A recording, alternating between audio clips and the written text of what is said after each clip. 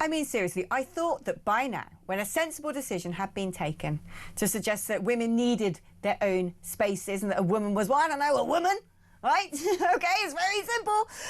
You would have thought that that was that. But these lot, they don't give up, do they? All these people who want to bang the drum for their progressive claptrap, their non-scientific drivel that actually is extremely harmful. The narcissists who think that they've got to have what they want, no matter how many other people it impacts. Oh no, off they go. And this is extremely clear and constantly being played out in the argument over the Hampstead ponds. The women who wanted to say that, look, you've got various pools. You've got the man's one, you've got the anyone can use it one, then you've got our ladies one. Can that just be for ladies? Please, please.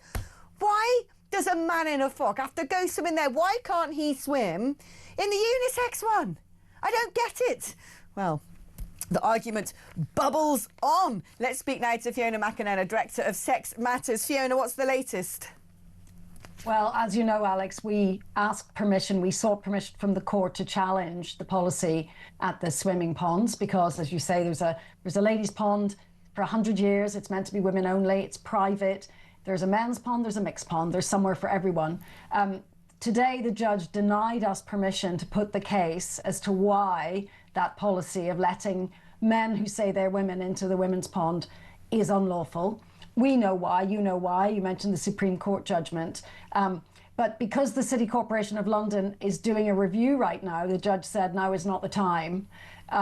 She said the policy's been around for a while, you're out of time, there's going to be a new policy, maybe that's the time. Or, she said, maybe a woman who doesn't like this policy should just bring her own discrimination case to the county court.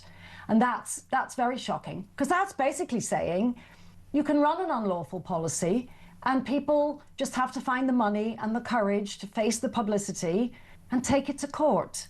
Who are the people on the other side of this? That's what I want to know. Are there like hundreds of trans people who are all desperate to use that pond? Or is it just one agitator?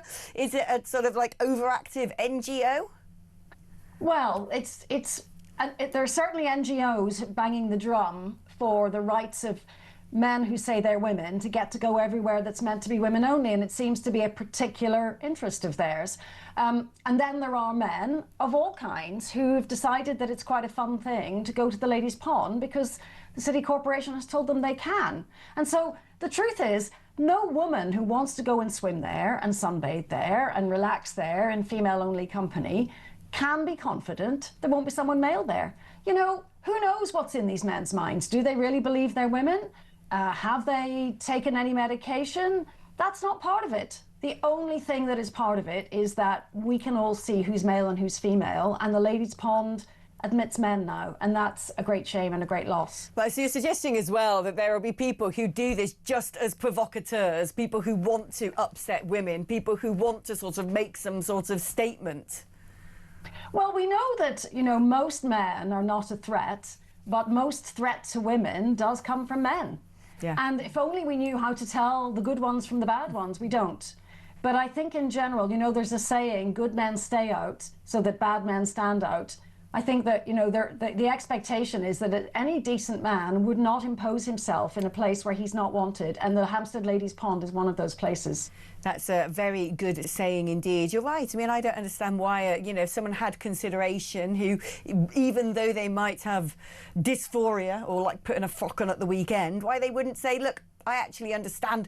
I associate myself wanting to be a woman, so I get why women might feel uncomfortable, so I will just go to the unisex pond. It has to be people, like you said, who actually want to disturb women, because it's very clear.